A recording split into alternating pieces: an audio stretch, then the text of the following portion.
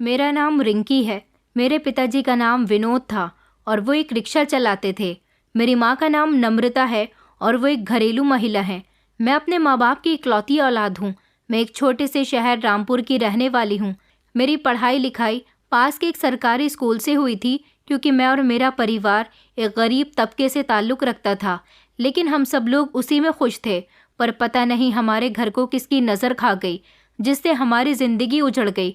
हर रोज़ की तरह आज भी मेरे पिताजी घर से नाश्ता वगैरह करके सुबह ही अपने रिक्शा लेकर चले गए और मैं भी अपने पिताजी के साथ उनकी रिक्शा में ही बैठकर अपने स्कूल आ गई। इसके बाद वो मुझे छोड़कर अपनी सवारी की तलाश में निकल गए और मैं अपनी कक्षा में अपनी पढ़ाई करने चली गई। ऐसी पढ़ते लिखते मेरी छुट्टी का समय हो गया और मैं स्कूल से बाहर निकल कर आ गई। मेरी छुट्टी होने के बाद पिताजी मुझे अपने साथ रिक्शा में लेकर घर जाते थे। मैं उनका काफ़ी समय से बाहर खड़ी उनका इंतज़ार कर रही थी, लेकिन वो आज मुझे लेने नहीं आए। मैंने सोचा कि शायद वो ट्रैफिक में फंस गए होंगे, इसलिए उन्हें देर हो गई, क्योंकि अक्सर उन्हें आने में थोड़ी देर सवेर हो जाती थी। मुझे इंतज़ार करते करते करीब 1 घंटा गुजर गया, तो मैं अपने घर पर पैदल ही चली गई। जाने के बाद मैंने माँ से पूछा कि पिताजी आज घर पर नहीं आए, तो वो कहने लगी कि अभी तो नहीं आए, वो तेरे साथ ही तो दोपहर का खाना खाने आते हैं। मैंने बोला हाँ, आज मुझे लेने भी नहीं आए, शायद किसी काम में फंस गए होंगे। ये बात कहकर मैं अपनी यूनिफॉर्म उतारने के लिए चली गई।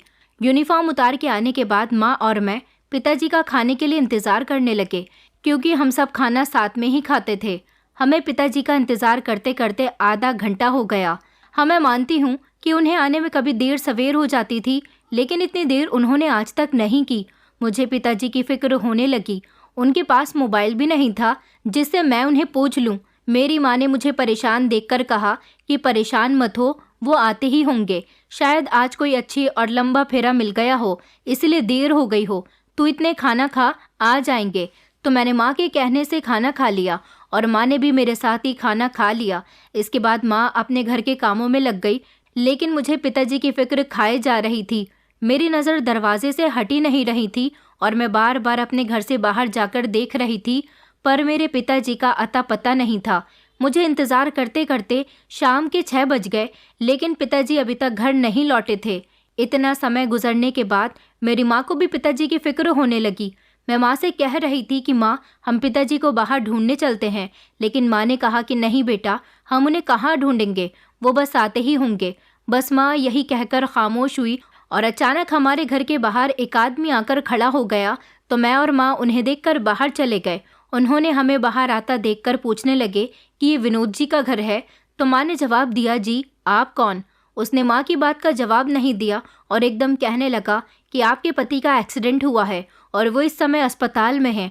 उसकी बात सुनकर मेरी और माँ की आंखें फटी की फटी रह गईं और माँ चौंकते हुए बोली कि क्या हुआ उन्हें, कैसे हैं वो? तो वो कहने लगा कि आप खुद अस्पताल में जाकर देख लो। इसके बाद उसने हमें अस्पताल का नाम बताया और कहने लगा कि ये तो काफ़ी दूर है, चलो मैं आपको छोड़ देता हूँ। तो माँ ने भी उसकी इस बात पर हामी भर दी।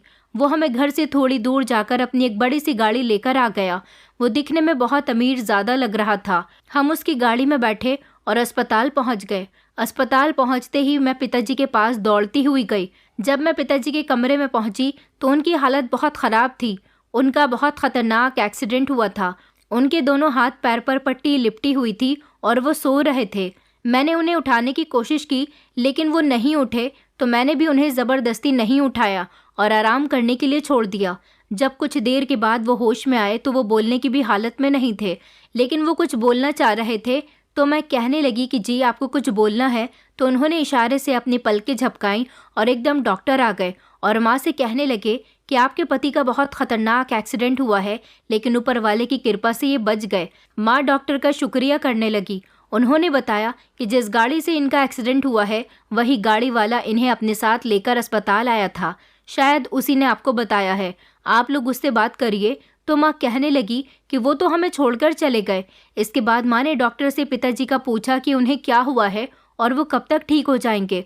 वो कहने लगे कि इन्हें बहुत ज़्यादा चोटें आई हैं, वो भी सब अंदरूनी चोटें हैं। इन्हें ठीक होने में अभी समय लगेगा, लेकिन मैं इनकी छुट्टी कर दूंगा और आप इनका घर पर ध्यान रखना, इन्हें ज़्यादा टेंशन नहीं देना। वो सब कहकर डॉक्टर चले गए। डॉक्टर ने करीब 5 दिन अस्पताल में रखने के बाद पिताजी की छुट्टी कर दी।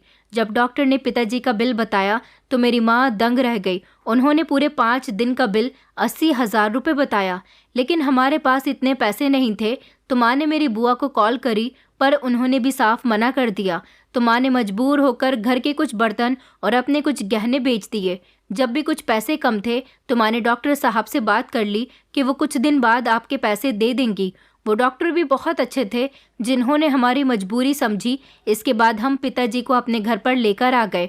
उस आदमी ने हमारा घर उजाड़ दिया था और एक्सीडेंट करके उन्होंने हमारी मदद भी नहीं की और ऐसे हालातों में हमें अस्पताल में छोड़कर चले गए।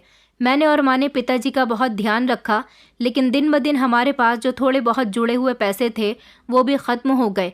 हमारे पास खाने के लिए कुछ पैसे भी नहीं बचे थे, पर पिताजी की भी हालत ठीक नहीं थी। हम लोग उन्हें अस्पताल भी लेकर नहीं जा सकते थे क्योंकि हमारे पास पैसे नहीं थे। तो हमने उस दिन खाना भी नहीं खाया और ऐसे ही सो गए। उस रात अचानक पिताजी की हालत ख़राब होने लगी। उन्हें सांस नहीं आ रहा था। मैं उनकी यह हालत देखकर बहुत घबरा गई और बाहर जाकर पड़ोस वालों को अपनी मदद के लिए बुलाने लगी। जब तक वो और मैं पिता के पास पहुँचे तो वो हमें इस दुनिया में अकेला छोड़कर चले गए थे। मुझे उन्हें ऐसे देखकर ज़ोर से चीख निकल गई और मैं ज़ोर ज़ोर से रोने लगी। मेरी माँ तो एक तरफ को सहमी हुई बैठी थी, बस उनकी आंखों से आंसू पानी की तरह बह रहे थे। मैंने अपनी हालत रो रो कर ख़राब कर ली।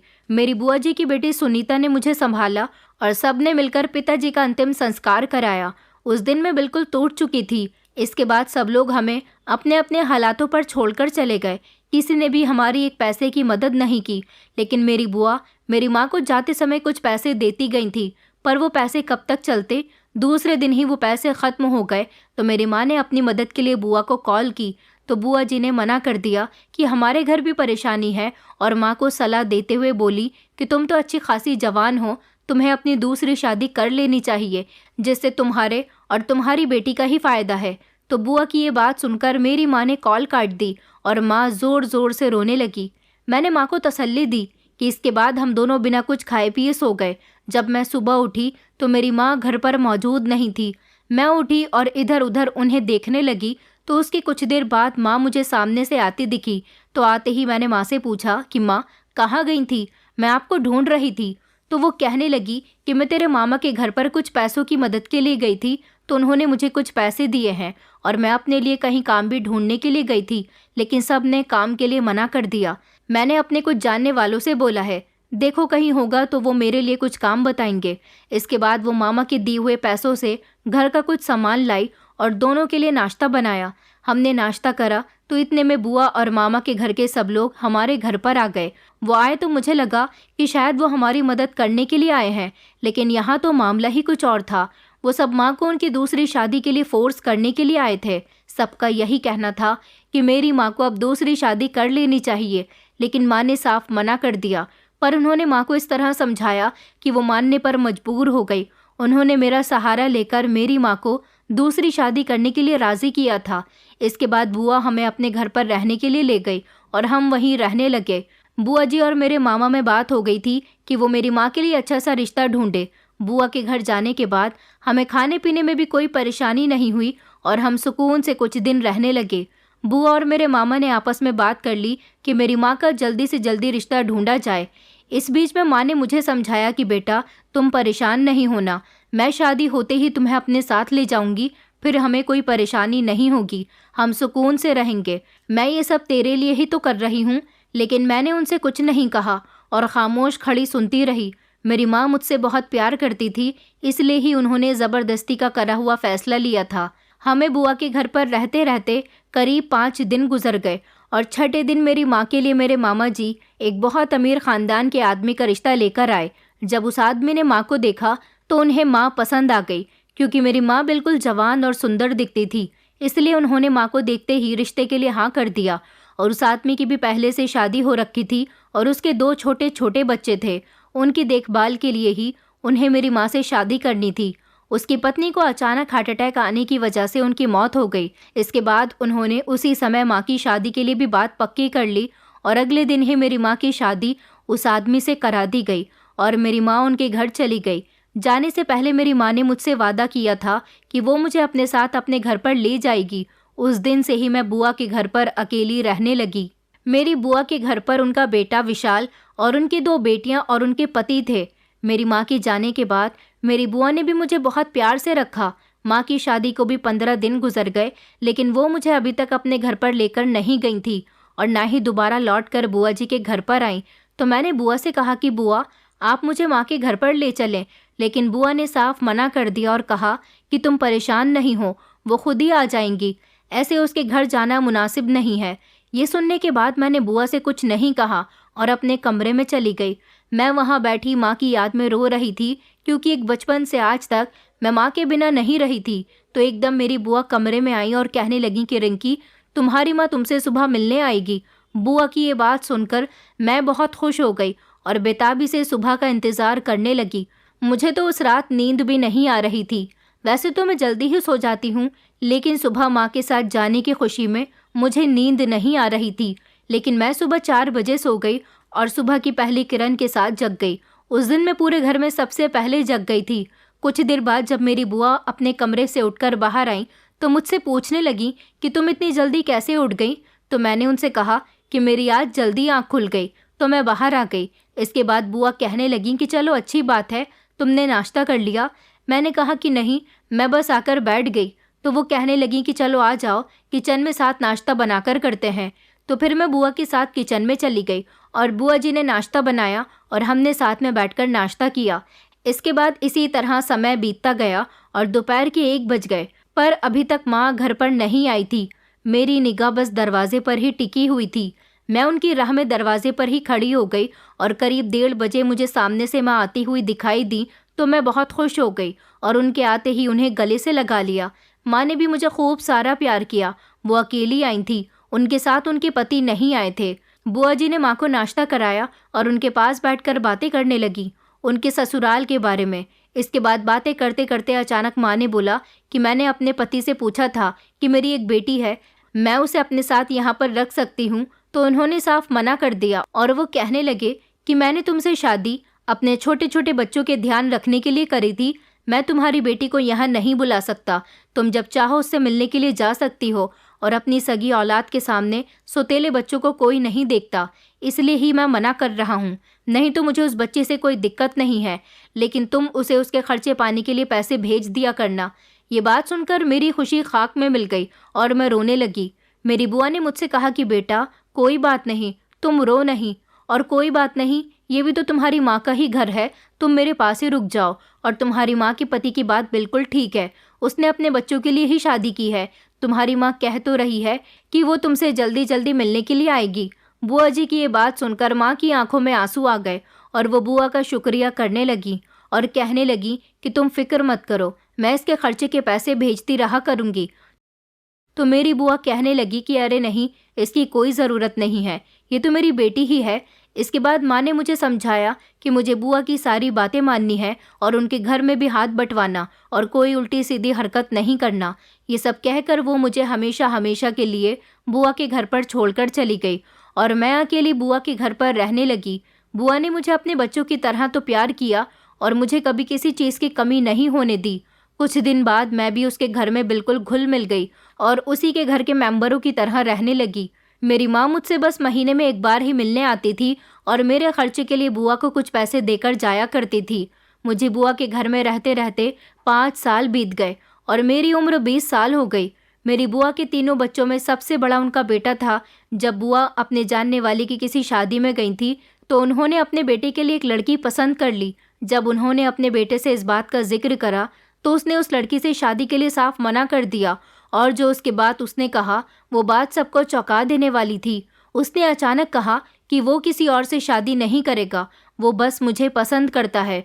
वो बात सुनकर मेरी बुआ को गुस्सा आने लगा और वो उसे डांटने लगी, लेकिन उसने सबसे साफ साफ कह दिया था कि वो मेरे अलावा किसी से शादी नहीं करना चाहता। वो शुरू से ही मुझे पसंद करता है, वो बस बुआ की शादी वाली बात करने का ही इंतज़ार कर रहा था। मैं उसकी इस बात से बहुत दंग रह गई थी। मुझे इस बात का बिल्कुल भी अंदाज़ा नहीं था कि वो ये बात कह सकता है। उसकी बात सुनकर बुआ जी मेरी तरफ घूर घूर कर देखने लगी। मैं उन्हें इस तरह से देखकर डर की वजह से अपने कमरे में चली गई और जाने के बाद मेरे दिमाग में बस विशाल की कही बात ही चल रही थी। मैंने कभी उसके बारे में ऐसा नहीं सोचा था। मैं उसे अपना भाई ही मानती थी। हाँ, मैं मानती हूँ कि कभी मुझे बुआ डांटा करती थी तो वो मुझे हमेशा बचाता था और मेरा बहुत ध्यान रखता था, लेकिन मुझे ये नहीं पता था कि वो ये सब इस वजह से करता है। मुझे पहले पता होता तो मैं उससे पहले ही मना कर देती।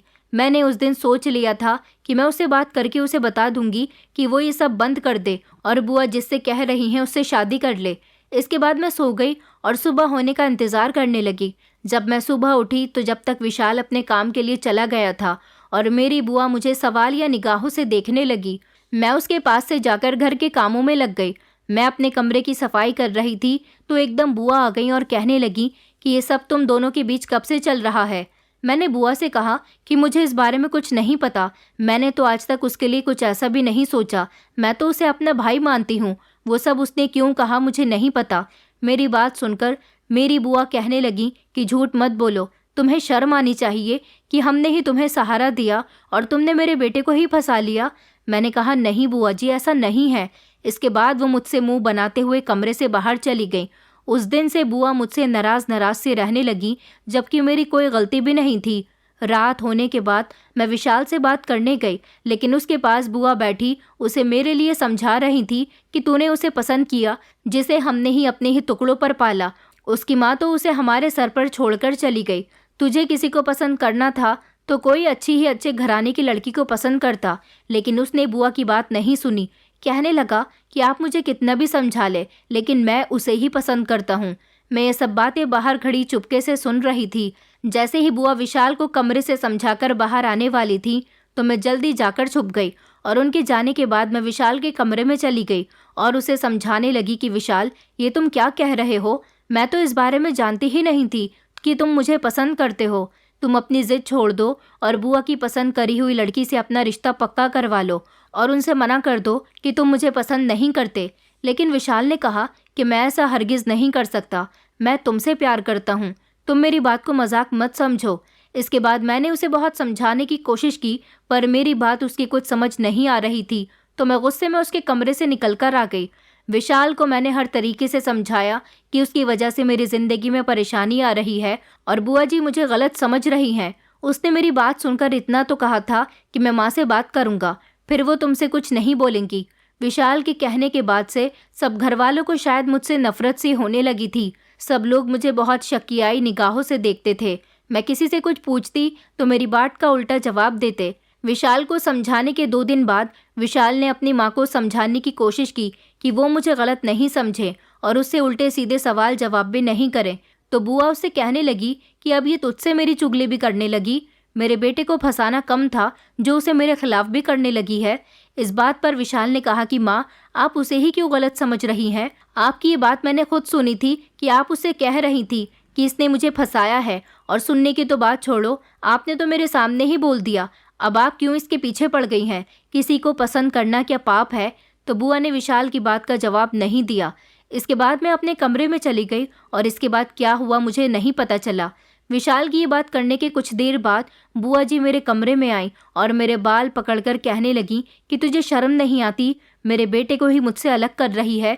मेरा इकलौता बेटा है। मैंने उनसे कहा कि बुआ, मुझे दर्द हो रहा है, मेरे बाल छोड़ो, लेकिन उन्होंने मेरी बात नहीं सुनी और मुझे धमकी देते हुए बोली कि तू अपने ऊपर से उसका प्यार मिटा दे, ये शादी कभी नहीं हो सकती।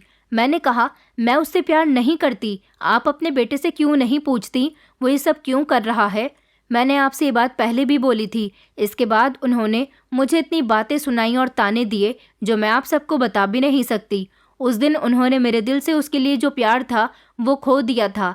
मैं अपनी माँ की बात उनको ही अपनी माँ का दर्जा देती थी, लेकिन उनके मेरे साथ ऐसे सलूक से मैं सब भूल गई। वो मुझे बेशुमार बातें सुनाकर कमरे से बाहर चली गई और मैं फूट फूट के रोने लगी और ऊपर वाले से प्रार्थना कर रही थी कि सबको सच दिखा दे कि मैं उससे प्यार नहीं करती, मैं उसे पसंद नहीं करती। वो करता है तो इसमें मेरी क्या गलती है? उस पूरी रात मुझे नींद नहीं आई। मैंने अपना रोते रोते बुरा हाल कर लिया था। मुझे उस दिन नींद नहीं आ रही थी तो मैं छत पर हवा खाने चली गई। जब मैं छत की सीढ़ियों पर चढ़ रही थी तो मुझे किसी की बात करने की आवाज़ आ रही थी। मैं उस आवाज़ को सुनकर थोड़ी उलझन में आ गई, क्योंकि उस समय रात के 2 बज रहे थे। मैं आवाज़ सुनकर हल्के हल्के सीढ़ियों पर चढ़ी और देखकर हैरान रह गई। वहाँ मेरी बुआ की छोटी बेटी अपने फ़ोन पर बैठी बातें कर रही थी। मैं जब पूरी तरह से ऊपर पहुंची तो उसने मुझे देखकर अपना फ़ोन छुपा लिया और उल्टा मुझसे ही कहने लगी कि तुम यहाँ पर क्या कर रही हो। मैंने उससे कहा कि मैं तो हवा खाने के लिए आई थी क्योंकि मुझे घुटन महसूस हो रही थी। तुम बताओ तुम किससे बात कर रही हो। तो उसने मुझे झुठलाते हुए कहा कि नहीं तो मैं किससे बात करूंगी, मुझे भी नींद आ रही थी इसलिए छत पर आई हूँ। मैंने उससे कहा कि तुम झूठ क्यों बोल रही हो, मैंने खुद अपने कानों से सुना है। लेकिन उसने मुझे सच नहीं बताया और मुझे झूठा साबित करके छत से उतर के अपने कमरे में चली गई। मैं भी कुछ देर छत पर टहलकर अपने कमरे में सोने के लिए चली गई। अगले दिन पता नहीं बुआ को क्या हो गया, वो मुझे कमरे से निकलते देखकर कहने लगी कि रानी उठ गई। लेकिन मैंने कुछ नहीं कहा और इसके बाद कहने लगी कि सबके लिए चाय बना लो। तो मैं चाय बनाने चली गई। इसके बाद बुआ जी मुझे बैठने तक नहीं दे रही थी। मैं एक काम करके बैठती तो वो मुझे दूसरा काम बता देती। उस दिन वो मुझे सांस भी नहीं लेने दे रही थी। जो काम करने का भी नहीं था वो भी वो मुझसे ज़बरदस्ती करा रही थी। उस दिन पूरा दिन मेरा काम में चला गया। मैं रात को अपने कमरे में जाते ही सो गई, लेकिन आधी रात को पता नहीं कैसे अचानक आँख खुल गई। इसके बाद मुझे नींद ही नहीं आ रही थी और घुटन सी महसूस हो रही थी, तो मैं ऊपर छत पर चली गई। जब मैं छत पर पहुंची तो मेरी आंखें फटी की फटी रह गईं, क्योंकि मेरी बुआ की छोटी बेटी एक लड़के के साथ बैठी थी। जब मैं पूरी तरह उनके पास पहुंची तो वो लड़का एकदम वहां से भागकर चला गया। इसके बाद जब मैंने उससे पूछा कि ये कौन था और तुम इसके साथ क्या कर रही हो, वो भी इतनी रात को, तो उसने मेरी बात का जवाब नहीं दिया। मैंने उसे थोड़ी बहुत बातें सुनाई कि तुम मुझे उस दिन झूठा साबित कर रही थी, तुम उस दिन भी किसी से बात कर रही थी और आज किसी लड़के के साथ बैठी थी। ये कहने के बाद मैं उसे समझाने लगी कि तुम्हें अपनी माँ बाप की इज्जत का लिहाज नहीं है, वो तुम पर कितना गर्व करते हैं और तुम ये सब कुछ कर रही हो। मैं आज के बाद तुम्हें ये सब करता हुआ ना देख लूँ। तो मेरी बात सुनकर वो बोली कि पहले तुम खुद तो ठीक हो जाओ, मेरे घर में ही रहकर मेरे भाई को फंसा लिया। इतने में उसकी बात का जवाब देती, लेकिन उतने में वो ये कहकर नीचे चली गई। उसके जाने के बाद मैं भी नीचे चली गई और अपने कमरे में जाकर बैठ गई। मुझे उसकी कही हुई बात याद आ रही थी कि वो कैसे मुझे मेरे बिना गलती के ताने देकर चली गई और मैं उसकी बात का जवाब भी नहीं दे पाई। इस सबसे पहले वो मुझसे बहुत प्यार से बात किया करती थी और दीदी कहती नहीं थकती थी, लेकिन उसने आज कुछ ऐसा किया जिससे मेरा दिल बिल्कुल टूट गया। मेरी बुआ ये सब कहती तो मैं बड़े सोचकर सब्र कर लेती थी, पर उसकी कही ये बात मुझे हजम नहीं हो रही थी। इसके बाद मैं लेटे लेटे पता नहीं कब सो गई। मैं सुबह उठी तो पिछले दिन की तरह आज भी बुआ ने मुझसे पूरे घर का काम अकेले कराया और करते करते वो मुझे ताने भी दे रही थी। पर अब मैंने सब सहना सीख लिया और उनकी किसी बात का जवाब नहीं दिया और रोज़ ऐसी काम करते करते मेरा सारा दिन गुजर जाता था। मैं सोने से पहले ऊपर जाके पहले बुआ की छोटी बेटी को देखने जाती थी, लेकिन वो इस दिन से शायद छत पर नहीं गई और मेरी कही बात से डर गई। मैं भी उसकी इस बात से खुश थी कि वो मेरी बात मान गई और अपनी माँ बाप की इज्जत का भी लिहाज कर लिया। इसके बाद दिन गुजरते रहे और एक दिन मेरी थोड़ी सी तबीयत ख़राब थी और मुझे तबीयत ख़राब होने की वजह से बिल्कुल नींद नहीं आ रही थी। मैं ऐसी बेड पर लेटे लेटे करवटें बदल रही थी, लेकिन मुझे अचानक याद आया कि बुआ ने मुझे कुछ काम करने को कहा था जो मैं करना भूल गई। इस वजह से मैं उठी और वो काम करने के लिए चली गई। जब मैं वापस कमरे में आ रही थी तो छत से किसी के गुनगुनाने की आवाज़ आ रही थी, तो मैं हल्के हल्के कदमों से छत पर चली गई। जब मैंने देखा तो मेरी बुआ की लड़की दोबारा एक लड़के के साथ बैठी थी। उस लड़के को देखकर मैं हैरान रह गई। वो हमारी गली का सबसे आवारा और बदतमीज़ लड़का था। मैंने उससे कहा कि मैंने तुमसे कहा था ना कि तुमने कोई हरकत नहीं करना जिससे तुम्हारे माँ बाप का सर झुके। अभी सोचो, मेरे बदले कोई और तुम्हारे गुनगुनाने की आवाज़ सुनकर आ जाता तो तुम्हारे साथ क्या होता। उसने मेरी एक भी बात का जवाब नहीं दिया। मैं उस लड़की से कहने लगी कि तुम आज के बाद यहाँ दिख गए तो मैं बुआ को सब कुछ बता दूंगी। ये कहने के बाद पता नहीं अचानक मेरी बुआ की बेटी को क्या हुआ, उसने ज़ोर ज़ोर से चीखना शुरू कर दिया।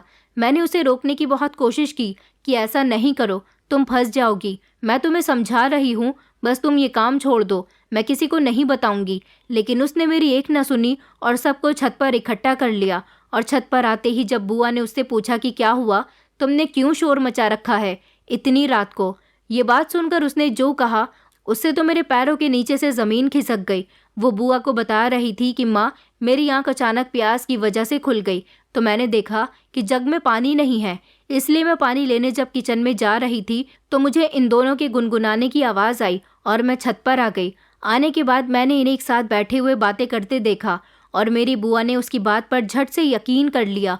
इसके बाद मैं सबको अपनी सच्चाई बताती रह गई, लेकिन उन्होंने मेरी एक बात न सुनी। मैंने अपनी जी जान लगा दी ये बात साबित करने में कि मैं बेगुनाह हूँ, तो अपनी सच्चाई बता रही थी तो एकदम मेरी बुआ का बेटा विशाल बोला कि सब रुको, एक बार इसे बोलने तो दो। मैंने सबको सच बताया। मेरी बात सुनकर विशाल ने फैसला किया कि उस लड़के से ही पूछा जाए जिसके साथ मेरी बुआ की बेटी पकड़ी गई थी। मुझे भी उसका ये फैसला अच्छा लगा। मैंने सोचा कि मेरी बुआ की लड़की तो सब कह सकती है, लेकिन वो लड़का तो इन सबको सच बता देगा। पर ऐसा कुछ भी था, मैं ये भूल गई। वो भी तो मेरी बुआ की बेटी का ही प्रेमी है। उन्होंने ये सब पहले से ही सोच समझ कर रखा था कि मैं जब उन्हें ऐसे रंगे हाथों पकड़ूंगी तो वो मेरे ऊपर इस तरह इल्ज़ाम लगाएंगे। विशाल ने जब उस लड़की से पूछा कि तुम किससे मिलने आए हो, पर उसने बिना कुछ सोचे समझे झूठ बोल दिया कि वो मुझसे मिलने आया है। मेरे पास बस वही एक अपने आप को बेगुनाह साबित करने का सहारा था, लेकिन अब उसने भी झूठ बोल दिया था। इसके बाद मेरी बुआ और सब ने मुझे बहुत खरी खरी बातें सुनाई, पर जब उस लड़के ने भी साथ छोड़ दिया तो मैंने भी अपने आप को सच्चा साबित करना छोड़ दिया। मैंने सोच लिया कि अब मैं सबकी निगाहों में बुरी हो गई हूँ तो बुरी ही सही। इसके बाद बुआ ने मेरा हाथ पकड़कर मुझे मेरे कमरे में जाकर छोड़ दिया।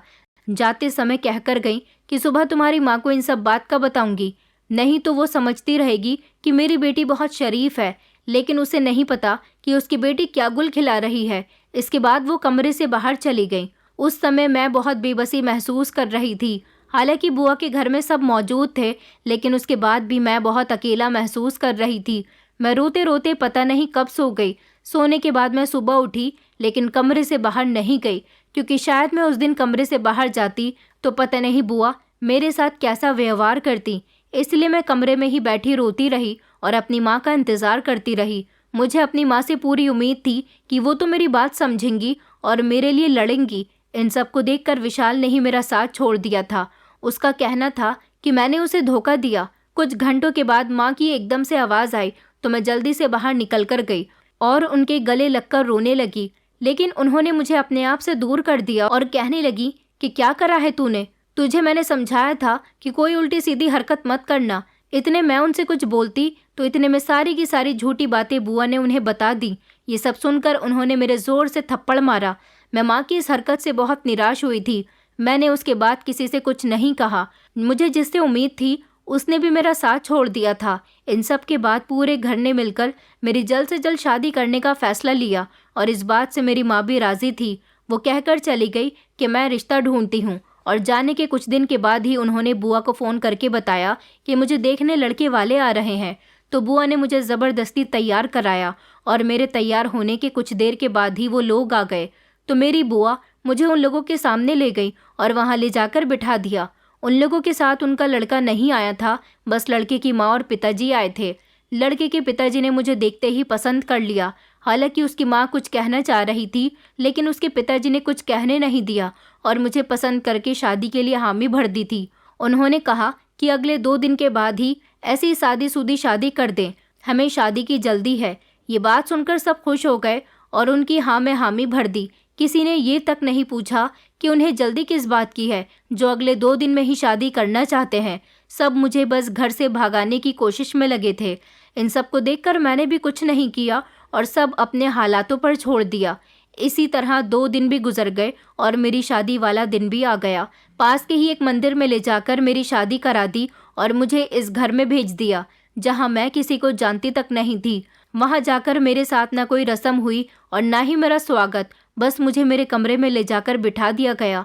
मेरे पति देखने में बहुत सुंदर थे। जब वो कमरे में आए तो मैं उन्हें देखती कि देखती रह गई, लेकिन उन्होंने कमरे में आने के बाद जो बोला उससे तो मैं दंग रह गई। उन्होंने मुझसे कहा कि मैं तुमसे या किसी भी लड़की से शादी करने में दिलचस्पी नहीं रखता। मेरी शादी ज़बरदस्ती करवाई गई है। ये मेरी माँ की ज़िद थी और उन्होंने ही तुम्हें पसंद किया है। मैंने तुमसे शादी बस अपनी माँ का ध्यान रखवाने के लिए की है। दरअसल मेरी माँ को दिमागी बीमारी है, वो सब बातें भूल जाती है, इसलिए तुम उनका बहुत ज़्यादा ध्यान रखना। मैं यहाँ नहीं रहता हूँ, नहीं तो मुझे कोई ज़रूरत नहीं थी, मैं खुद अपनी माँ का ध्यान रख सकता था, लेकिन मैं विदेश में रहता हूँ, इसलिए तुम मेरी माँ का बहुत अच्छे से ध्यान रखना। मैं अपने पति की बातें एक पुतला बने सुन रही थी। मेरे पति बहुत अमीर घराने का बेटा है, उसका घर भी बहुत खूबसूरत था, इसी वजह से मेरी माँ ने मेरी शादी यहाँ की थी। वो सब बातें कहकर वो कमरे से बाहर चला गया। शादी होने के बाद वो बस 2 दिन रुका और तीसरे दिन चला गया। इन 2 दिनों में मैंने देखा कि मेरे पति अपने पिता से उखड़े उखड़े से रहते हैं, उनसे बात तक नहीं करते। जिस दिन मेरे पति विदेश जा रहे थे तो उनसे मिलने मेरी माँ के पति आए, क्योंकि उन्होंने ही मेरी शादी यहाँ पर कराई थी। मेरे पति उनके जानने वाले थे। मुझे अपने ससुराल के सब लोग अजीब अजीब से लग रहे थे। मेरे पति के कहने पर मैं अपनी सास का जब भी ध्यान रखने जाती तो मेरे ससुर मुझसे मना कर दिया करते थे। कहते कि घर में बहुत सी नौकरानियां हैं, ये सब काम उनका है, ये सब नहीं करो। लड़कियों के तो बहुत शौक होते हैं, तुम अपना उन सब में ध्यान लगाया करो। लेकिन मैं उनसे कुछ नहीं कहा करती थी। उन्होंने मुझे समझाया कि मेरी सास को उनके कमरे में जाना पसंद नहीं है और हम उन्हें निकलने भी नहीं देते उनकी बीमारी की वजह से, और ना ही वो बाहर जाती हैं, क्योंकि हमें डर लगता रहता है कि वो कभी रास्ता नहीं भूल जाए। कोई उनके कमरे में जाता है तो वो गुस्सा करती हैं। मुझे उनकी बात बिल्कुल सच्ची लगी, क्योंकि मैं जब इस घर में आई थी जब से मेरी सास का व्यवहार अजीब सा था और वो हमेशा अपने कमरे में ही रहती थी। इसलिए मैंने भी उनकी बात मान ली थी और अपनी सास के पास जाना भी छोड़ दिया था। मैं बस अपने कमरे में रहती थी। एक दिन मेरे पति की कॉल आई अपनी माँ का हालचाल पूछने के लिए, तो वो कहने लगे कि तुम मेरी माँ का ध्यान रख रही हो ना। मैं उनकी बात सुनकर बिल्कुल गुमसुम हो गई और अपनी गर्दन हिलाते हुए बोली कि जी, मैं रख रही हूँ। उस दिन मैं अपने पति को सच बता देती तो शायद मेरी सास के साथ ऐसा नहीं होता। मैंने उन्हें डर की वजह से कुछ नहीं बताया और उनकी कॉल के बाद मैंने दोबारा अपनी सास की खिदमत करने की कोशिश की, लेकिन हर बार की तरह इस बार भी मेरे ससुर ने मना कर दिया और मुझे ज़बरदस्ती हाथ में कुछ पैसे देकर शॉपिंग के लिए भेज दिया। मैंने उनसे बहुत मना करा कि मुझे कोई शॉपिंग नहीं करनी, लेकिन उन्होंने मेरी एक बात नहीं सुनी और ज़बरदस्ती भेज दिया और फिर मैं मजबूर होकर शॉपिंग के लिए चली गई। शॉपिंग से आने के बाद जब मैं घर पहुंची तो मुझे देखते ही घर की एक नौकरानी बोली कि मालकिन, बड़ी मालकिन की बहुत तबीयत खराब हो गई थी, वो गिर गई, इसलिए उन्हें अस्पताल लेकर जाया गया है। जिस गाड़ी में शॉपिंग करके घर लौटी थी उसी गाड़ी में मैं अस्पताल चली गई। वहां जाने के बाद मैंने अपने पति को फ़ोन करके बताया तो वो फ़ौरन विदेश से आने के लिए निकल गए। जब तो मेरे पति ने मुझसे कुछ नहीं कहा, मेरी बात सुनकर फ़ोन काट दिया था। और फ़ोन काटने के बाद जब मैंने अपने ससुर से पूछा कि माँ जी को क्या हुआ है तो कहने लगे कि इनका पैर फिसल गया, डॉक्टर चेक कर रहे हैं, उनके दिमाग पर चोट आई है। कुछ देर बाद जब डॉक्टर अपने कमरे से निकल कर आए तो जल्दी से जाकर मैंने डॉक्टर से पूछा कि माँ जी कैसी हैं, तो वो कहने लगे कि उनकी कंडीशन अभी ठीक नहीं है, अगले 3 घंटे में उनको होश नहीं आया तो वो कोमा में भी जा सकती हैं। और ये कहकर वो चले गए। मैंने पूरे 3 घंटे बैठकर अपनी सास के लिए प्रार्थना की, लेकिन उन्हें होश नहीं आया और इसी बीच मेरे पति भी विदेश से आ गए और अपनी माँ का हालचाल पूछने डॉक्टर के पास चले गए। जब डॉक्टर ने उन्हें सब कुछ बताया और वो डॉक्टर के कमरे से बाहर आए तो उनका चेहरा गुस्से से लाल हो रहा था। वो आते ही मेरे ऊपर भड़क गए, कहने लगे कि मैं तुम्हें क्यों छोड़कर गया था यहाँ, ताकि तुम मेरी माँ का ध्यान रख सको। तुमने मेरी माँ का ऐसा ध्यान रखा कि वो गिर गई और कोमा में चली गई। उनकी डांट का मैंने एक भी जवाब नहीं दिया, क्योंकि इसमें मेरी ही गलती थी। कुछ दिन मेरी सास अस्पताल में रही और फिर उनकी छुट्टी हो गई। जब मेरी सास को आराम से उनके कमरे में लिटा दिया गया तो मैं किचन में अपने कुछ काम करने के लिए गई थी, तो किचन के बाहर खड़े हुए मेरे पति अपने पिता से बातें कर रहे थे। वो उनसे कह रहे थे कि आपको मैं बस अपनी माँ की वजह से बर्दाश्त कर रहा हूँ, नहीं तो मैं आपको अब तक इस घर से निकालकर बाहर खड़ा कर देता। और मेरे ससुर कुछ कहने की कोशिश करते तो वो उन्हें हाथ दिखाकर रोक देते थे। उनकी इस बात से मैं थोड़ी परेशान हो गई। मैं समझ नहीं पा रही थी कि मेरे पति अपने पिता से इतनी नफरत क्यों करते हैं। माँ जी के घर पर आने के बाद मेरे पति विदेश चले गए। वो मुझे चेतावनी देकर गए थे कि इस बार तुमने मेरी माँ का ध्यान नहीं रखा तो मुझसे बुरा कोई नहीं होगा। इसलिए मैं अपनी सास का ध्यान रखने लगी और मेरे ससुर कुछ कहते तो मैं उनसे कह देती कि मेरे पति ने कहा है, आप मुझे इस काम से मत रोकिए। लेकिन मेरे ससुर मुझे बस दोपहर तक ही मेरी सास का ध्यान रखने देते थे। दोपहर के बाद मेरे ससुर का कोई दोस्त रोज़ाना घर आता और मेरी सास के कमरे में आधी आधी रात तक बैठा रहता। मुझे अपने ससुर की यह हरकत ठीक नहीं लगती। वो अपनी बीमार पत्नी के पास किसी आदमी को बिठाते हैं, उन्हें आराम करने में दिक्कत होती होगी। इस बात के बारे में मैंने अपने ससुर से कई बार कहा कि वो माँ जी के कमरे में अपने दोस्त को लेकर नहीं बैठा करें, लेकिन उन्होंने मेरी बात नहीं मानी। मैं जब भी कहती तो वो कहते कि कोई बात नहीं, उन्हें परेशानी नहीं होती। एक दिन जब मैं अपनी सास का कुछ काम उनके कमरे में कर रही थी तो उनकी आंखों से आंसू निकल रहे थे। मैंने उनसे पूछने की बहुत कोशिश की, लेकिन वो बता नहीं पाई। उस समय दोपहर हो रही थी। जब मैं अपनी सास के कमरे में थी तो एकदम मेरे ससुर और उनका दोस्त कमरे में आ गए, तो मैं जल्दी से उसी कमरे में छुप गई। लेकिन उस दिन मैंने कुछ ऐसा सुना जिससे मैं हैरान रह गई। मेरे ससुर और उनके दोस्त ने आते ही माँ जी को एक इंजेक्शन लगाया और उसके बाद वो कहने लगे कि इस इंजेक्शन से ये कुछ दिन बाद मर जाएगी और इसकी प्रॉपर्टी पर हम कब्जा कर लेंगे। इसके बेटे ने उस अनपढ़ लड़की को इसकी देखभाल करने के लिए छोड़ा है। उसे तो मैं इस बात की भनक भी नहीं लगने देता। मैंने उसे इसलिए ही तो पसंद किया था। गरीब की लड़की है, दबके रहेगी। इसके बेटे ने इसे भले ही मुझसे बचाने की कोशिश की, लेकिन ये बच नहीं पाई और वो सब कहकर वो ज़ोर ज़ोर से हंसने लगे। मैं उनकी बात सुनकर घबरा गई और जल्दी से अपने पति को फ़ोन करके बता दिया। मैं उन्हें बता ही रही थी, लेकिन इतने में मेरे ससुर ने मेरी आवाज़ सुन ली और मेरे हाथ पकड़कर मेरे ऊपर चीखने लगे और कह रहे थे कि तुम मेरा पर्दाफाश करोगी। जब तक तुम्हारा वो पति आएगा तब तक मैं इसका काम तमाम कर दूंगा और इसकी मौत का इल्ज़ाम तुम पर लगवा दूंगा।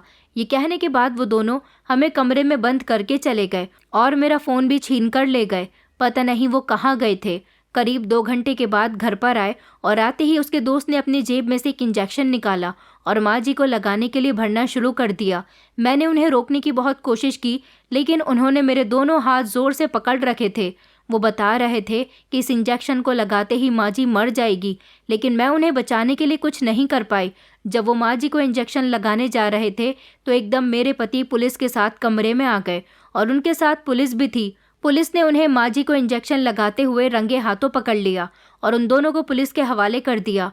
पुलिस और उनके जाने के बाद मेरे पति ने जल्दी से डॉक्टर को बुलाया और माँ जी को दिखाया, तो डॉक्टर ने बताया कि जो इंजेक्शन वो रोज़ इन्हें दे रहे थे, वो इंजेक्शन कुछ दिन और दिया जाता तो ये पूरी तरह से कोमा में जा सकती थी।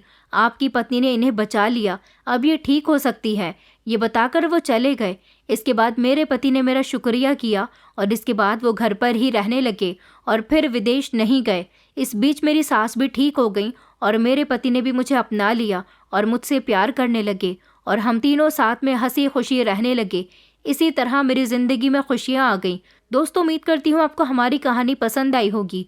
कहानी पसंद आई है तो वीडियो को लाइक करें, चैनल पर नए हैं तो चैनल को सब्सक्राइब करें और हाँ, नोटिफिकेशन बेल को ज़रूर दबाएं ताकि अगली अपडेट सबसे पहले आपको मिले।